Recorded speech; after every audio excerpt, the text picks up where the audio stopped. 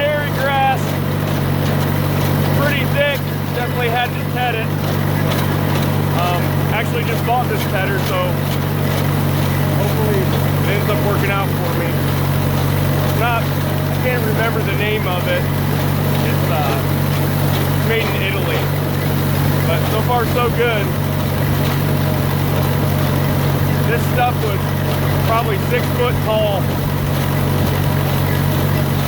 but I don't know, I'm guessing we got a little over 4 acres here, and we're probably looking at around 465 bale. So say what you want to about canary grass, it definitely has the yield. Thanks for watching.